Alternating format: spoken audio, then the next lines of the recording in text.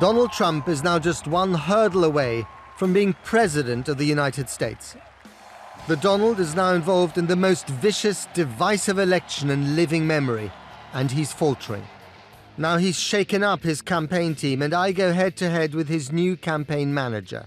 The polling numbers for Donald Trump are looking pretty bad, aren't they, at the moment? Not all of them, no. Just the cherry-picked polling numbers that are put out there by media outlets that are also bent on his destruction. Is your internal polling telling you something different to the polls that we read about in the newspapers and here? Our internal polling is proprietary and confidential, so I won't discuss it, but I will tell you that Donald Trump performs consistently better in online polling, where a human being is not talking to another human being about what he or she may do in the election. Why is that, do you think? It's because it's become socially desirable, especially if you're a college-educated person in the United States of America, to say that you're against Donald Trump. The hidden Trump vote in this country is a very significant proposition.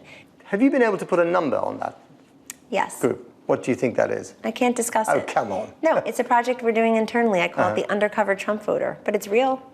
And I think that if you go around this country and you talk to people, you see it's real as well.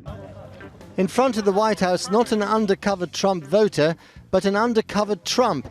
The man himself wouldn't grant us an interview. Where are you from? Germany. Germany. I love the German people. Fantastic people. They really are. Very clean. And that guy, Angela Merkel, good guy, good guy. But I was granted an audience with America's best-known Trump impersonator. What should I call you? Call me Mr. President, because that's what I'm going to be. Well, I'm not going to be there because I'm not going to live in the White House. You're not moving into the White House? No. I refuse to live in government housing. And on top of that, it's very, very old.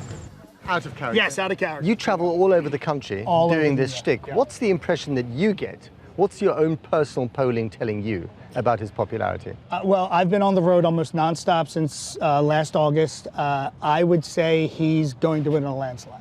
In a landslide? In a landslide. You see it in the polls on the news one way, and then when you hit the ground and meet people, it's totally different. A lot of Brits are horrified by the idea of a Trump presidency. How would you reassure them? I'm sure that are those all those who voted for Brexit or the other people?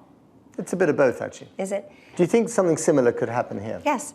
If the elites are dismissing that, what I call the wrist flickers are just dismissing that, oh, Donald Trump can never be president, oh, Brexit. So it's just for these unwashed rubes, these hillbillies, you know, with no teeth and long hair. That's just unfair. ISIS would love President Trump because they can then say, look, you know, it's President Trump is going to bomb us all to smithereens, whether they're right or wrong. That's what they quite like, isn't it? That is such an awful statement that I'm not going to dignify it with a response. So I have to go.